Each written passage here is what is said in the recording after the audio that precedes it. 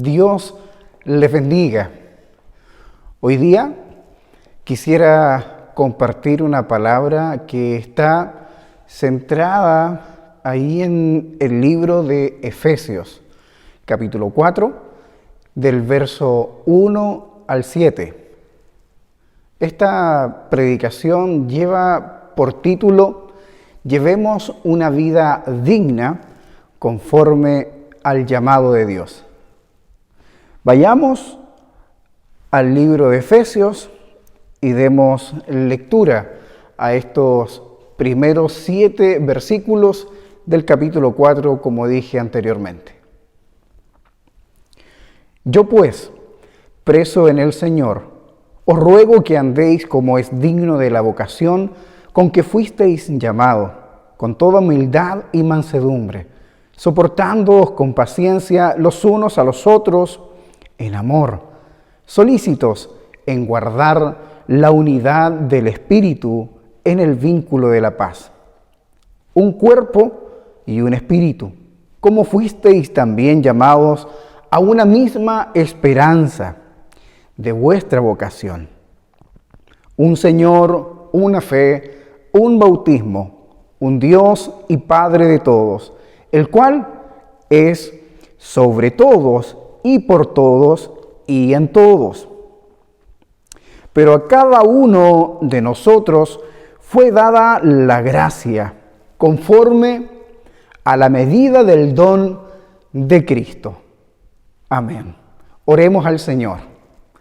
Pues Dios, Padre eterno, nos acercamos a tu presencia y lo hacemos en el nombre de Jesús, para pedirte, Dios, que tú uses mi vida, Señor, conforme a lo que tú quieras también transmitir a tu iglesia.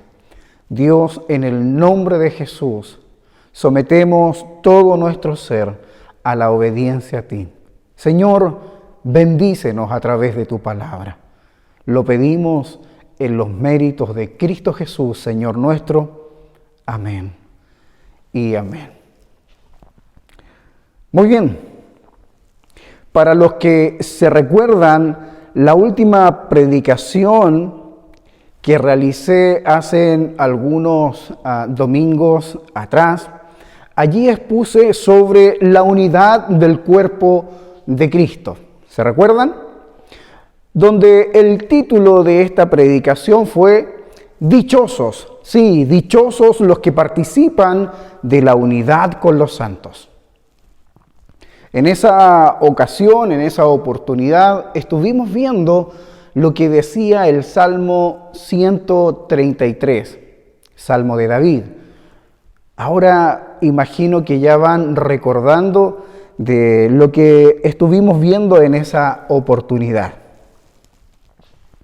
El tema que hoy veremos se enlaza a la predicación anterior con una intencionalidad, ya que el Señor ha puesto en mi corazón compartir con todos ustedes la importancia de la unidad y la comunión. Dos aspectos dentro de la iglesia muy, pero muy relevantes. Hoy estaremos viendo dos asuntos en esta predicación. El primero de ellos tiene una pregunta, y esta es: ¿qué es la comunión bíblica? ¿Qué es la comunión bíblica? Y como segundo punto o asunto, veremos el propósito de la comunión. El propósito de la comunión. Para contextualizar un poco este texto que acabamos de leer allí en Efesios 4, del 1 al 7, es necesario decir que la epístola a los Efesios fue escrita por el apóstol Pablo, pero fue escrita no en cualquier lugar, ya que él estaba preso en Roma. También sería bueno mencionar que el apóstol escribió esta carta para fortalecer a la iglesia. Principalmente, él los estimula a vivir la fe unos con otros. Amén. Dicho esto, vayamos entonces al primer punto, que decía, ¿qué es la comunión bíblica? ¿Qué piensa usted? ¿Qué se imagina que es la comunión bíblica?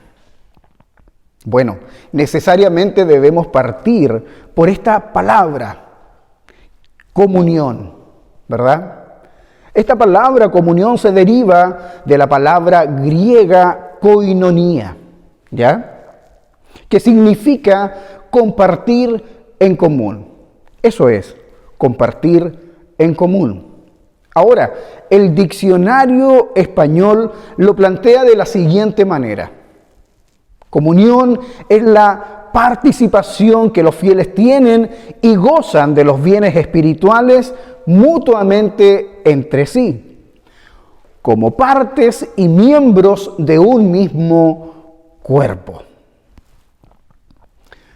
Amados hermanos y amigos que nos ven, esto tiene una relevancia tan importante que debemos internalizar este concepto y ponerlo en práctica de manera urgente. Esto no es para mañana. Esto requiere ser internalizado, como dije, hoy. El Señor quiere que todos nosotros podamos entender a cabalidad lo que es la comunión bíblica. Amén. Ahora, la pregunta inmediata es, ¿por qué es tan urgente? ¿Por qué es necesario que podamos internalizar este asunto? Bueno, porque esto es parte ni más ni menos que de la naturaleza visible que debe tener la iglesia. Sí, esto de la comunión no es ni más ni menos que una parte, ¿cierto? Una parte importante que la iglesia debe reflejar. Sí, porque es la naturaleza visible que nosotros como iglesia debemos mostrar a este mundo.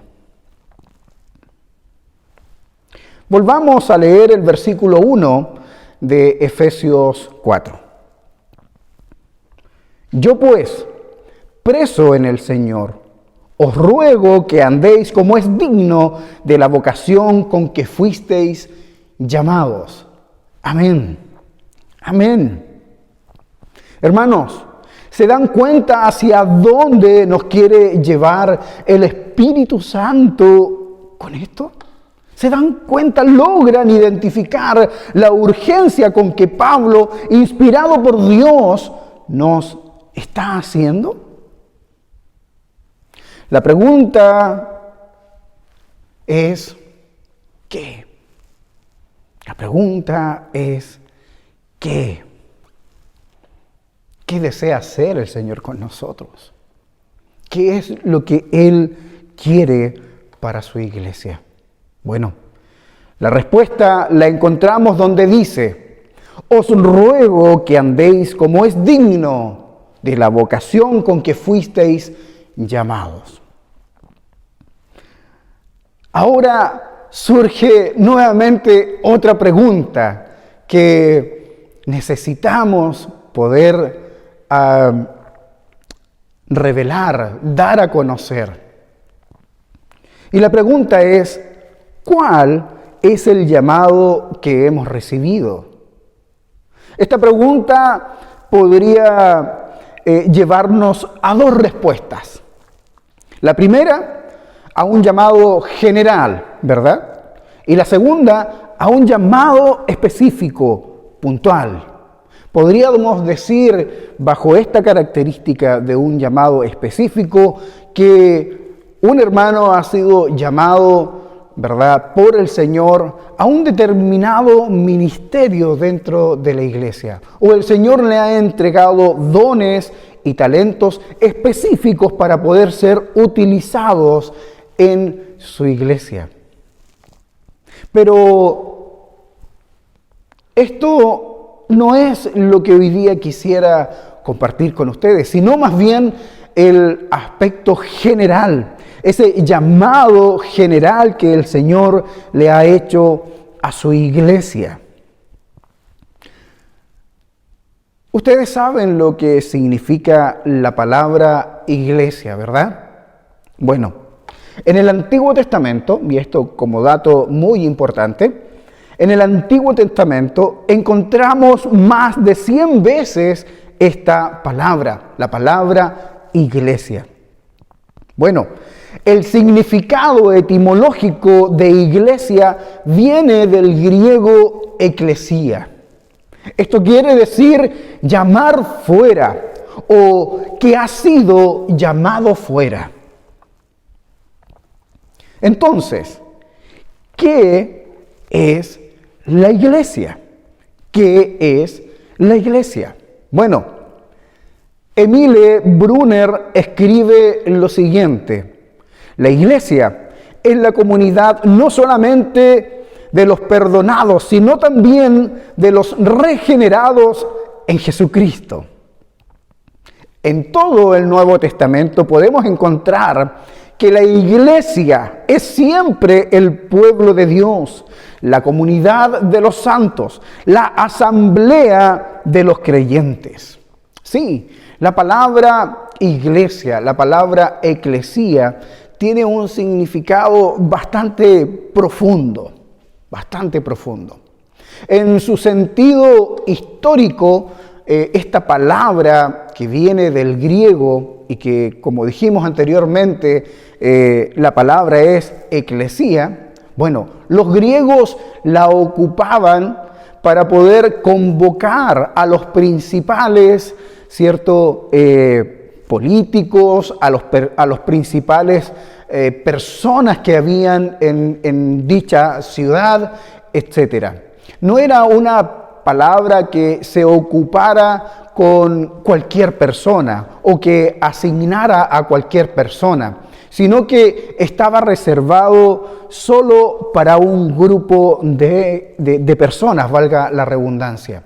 Y los griegos ocupaban esta palabra eclesía para poder convocar, a los políticos, a los más importantes dentro de la ciudad, ¿verdad? Para poder dirimir algunos asuntos.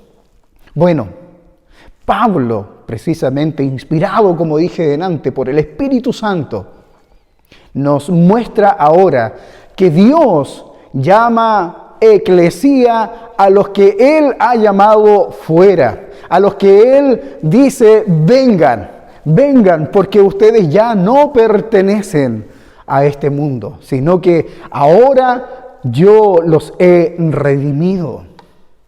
Amén.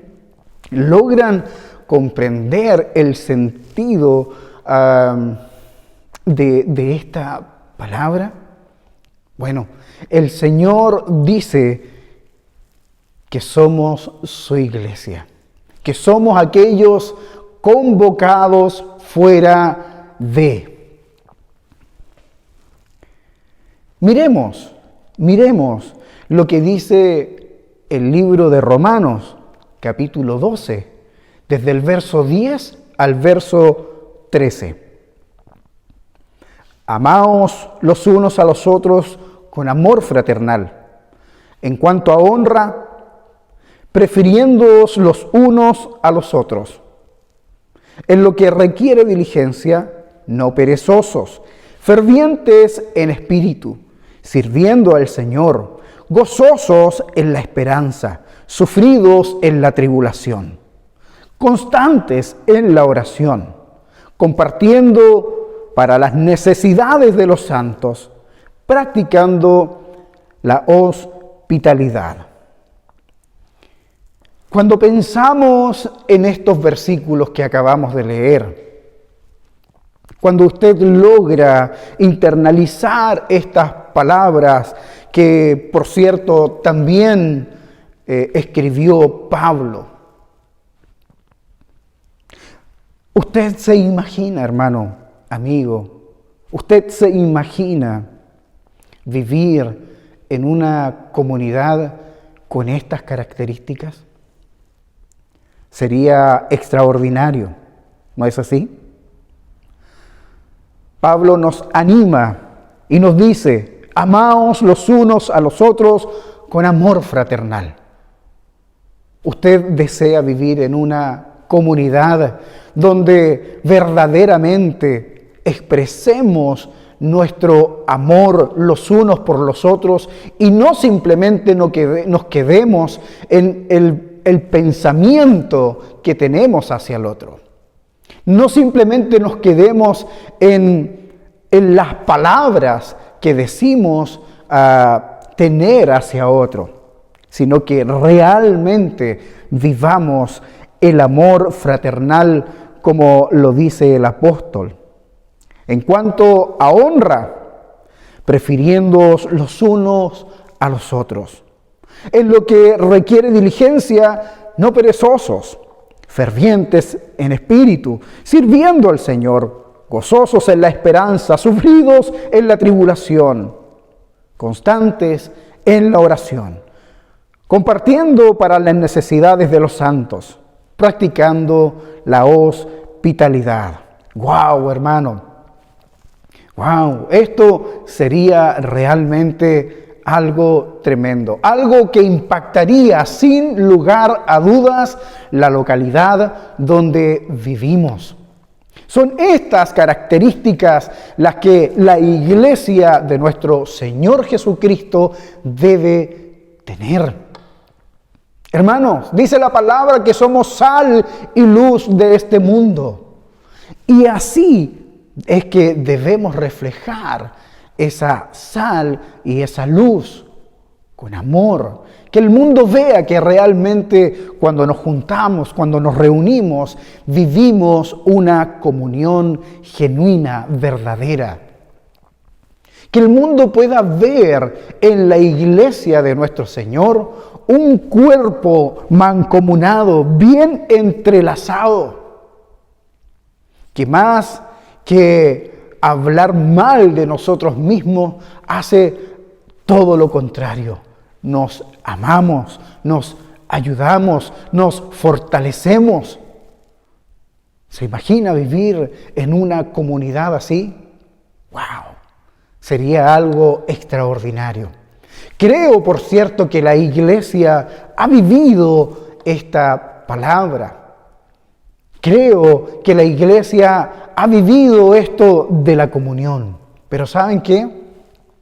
La pandemia nos ha limitado quizás en cierta medida. Sí, han sido ya varios meses, vamos para los 2 años, donde hemos tenido que restringirnos y este sentido de comunión no la hemos podido desarrollar como anteriormente lo hacíamos. Así que se hace necesario, amado hermano y amigo, se hace necesario que podamos volver a cultivar esta comunión. Se hace necesario que podamos volver a cultivar la unidad del cuerpo de Cristo. Y si bien es cierto, el Señor nos ha dado la tremenda bendición de ocupar todos estos medios, los medios de comunicación, las redes sociales, para poder avanzar y no detenernos en nuestra marcha, pero déjeme decirle algo. El Señor quiere ver a su iglesia unida, viviendo en comunión. ¿Y cómo se logra eso? En la casa del Señor, donde 2 o 3 se unan, ¿verdad? Allí estará el Señor. Por tanto, debemos volver, hermanos, debemos retornar a los cultos presenciales. No nos acostumbremos a esta forma que hemos adoptado mientras la pandemia ha estado en marcha. No nos acostumbremos a esto. El Señor desea que su iglesia se reúna, que podamos vivir esto que acabo de mencionarles de una manera real, de una manera tangible. Y a través de una pantalla cuesta mucho entender esto de la unidad y la comunión. Vayamos al segundo punto que dice el propósito de la comunión.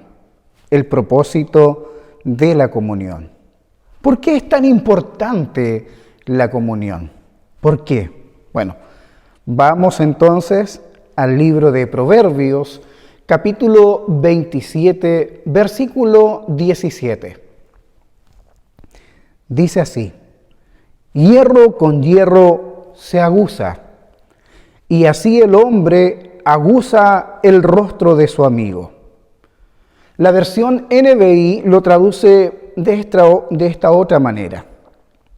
El hierro se afila con el hierro, y el hombre en el trato con el hombre.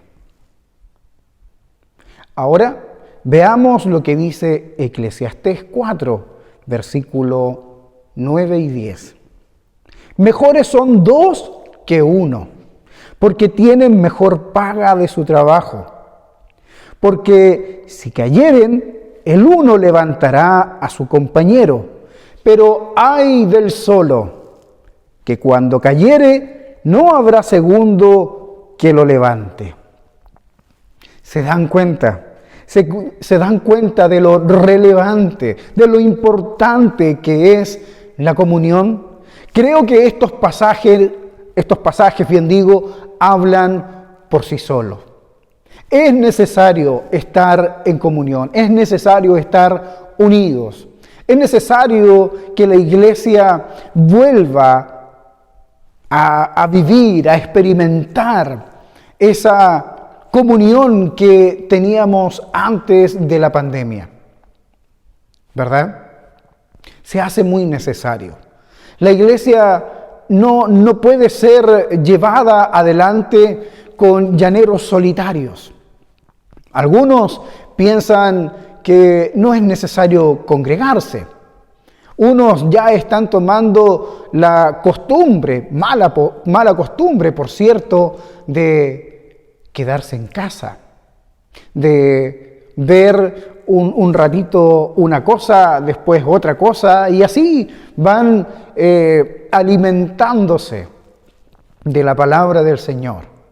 Creo con todo mi corazón que si el Señor nos ha dado esta herramienta tecnológica, si nos ha permitido tener estos medios, ¿cierto?, para poder avanzar, como dije delante, con todo lo que tiene que ver con los cultos online, no podemos quedarnos con la idea de que esto va a ser de ahora en adelante de esta forma. No, debemos volver.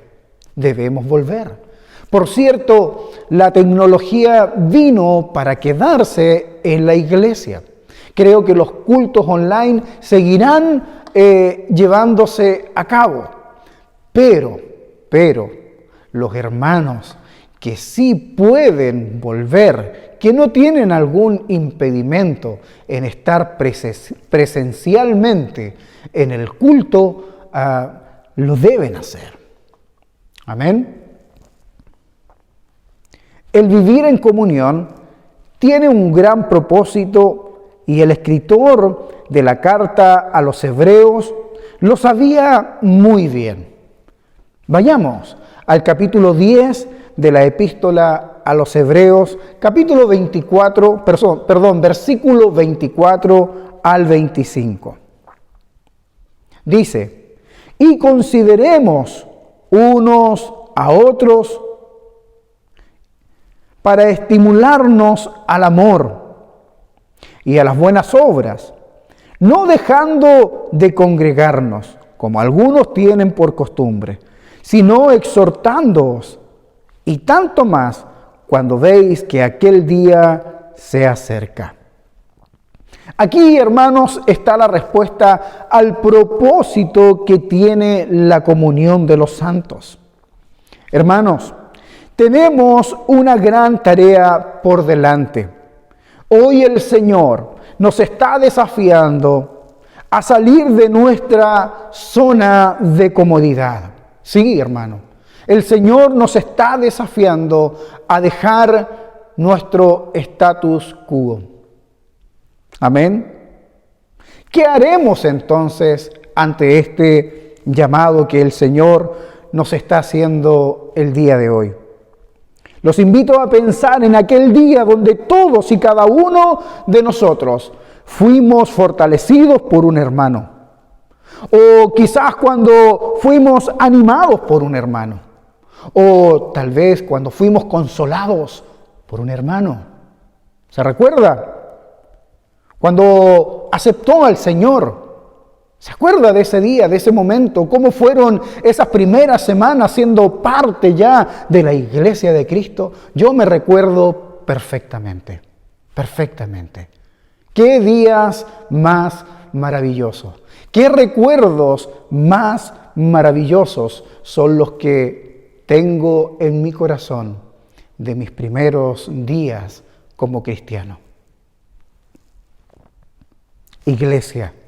Iglesia, debemos demostrarnos el amor que decimos tener los unos con los otros.